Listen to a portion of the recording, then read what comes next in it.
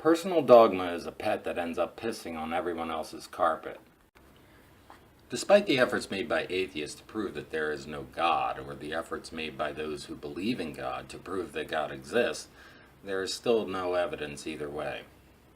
Because everything that we know and believe is held in limited observability, and considering that the question of whether or not God exists or doesn't exist is also held in that same limited observability, the most reasonable approach to exploration, in my opinion, is to remain open to the possibility of both points of view. And I say this because anything held in limited observability, yet declared in absolutes, risks the promotion of dogma. Dogma filters our ability to explore and examine our own point of view, which holds the potential to transcend what we currently know and believe to be truth. The filters of dogma are the most disabling limitations placed upon human beings, and does not promote the use of our natural inclination to be curious.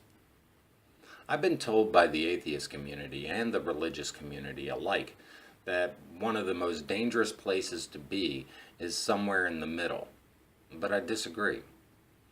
To be open and unbiased about both positions allows my curiosity to thrive in the exploration and free examination of meaning, purpose, intention, and truth, regardless of whether those things are in my knowledge or my faith.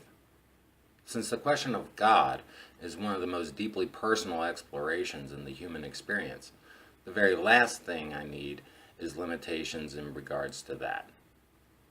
Now, that doesn't mean that limitations are bad, because the use of boundaries are a form of limitations in regards to trust and trustworthiness. These limitations are beneficial to everyone for the purpose of discerning the intentions of others and our own need for safety in the world. Openness is simply an honest elimination of the limitation of dogma on both sides of the discussion, whether that be religious dogma or intellectual dogma, so that curiosity and the possibility of personal transcendence and growth and development can take place for the one who asks the question of whether or not God exists. Hypothetical questions of why or what if are important questions for human beings to ask. When I was a child, I was raised Catholic, and I was naturally inquisitive. So I asked lots of questions, and more often than not, the answers I was given ended with, "because God." This failed to satisfy my curiosity, to say the least. And not only that, but I was discouraged to explore or examine beyond that answer. And eventually I stopped asking questions altogether and surrendered to the limitation of the dogma. As I am now 48 years old and thoroughly enjoying my personal exploration of evolutionary processes, I have found a similar dogma in regards to the intellectual and scientific community that limits exploration and examination with similar answers that end with, "because evolution." Well, that fails to satisfy my curiosity as well. At this point, I refuse to surrender my curiosity to the dogma and limitations of both contexts. I'll just rely on my own observations and enjoy the freedom of open exploration without the necessity of a context. Openness is freedom to explore and examine life on our own terms, and whatever a person discovers will almost certainly be held in a continued limited observability. Whatever conclusions a person comes to is also their freedom, and so long as that freedom doesn't hinder another person's exploration with dogma, then curiosity and openness to possibilities and new discoveries will remain a journey of growth and development rather than a destination of limitation.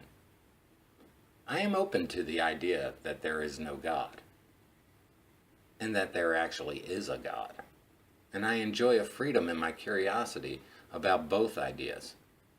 If it were proven without a doubt that there is no God, and I think that would be impossible, but if it could be proven, then I would experience a loss of exploratory freedom, and my curiosity would end up relegated to a limitation of one possibility without the other.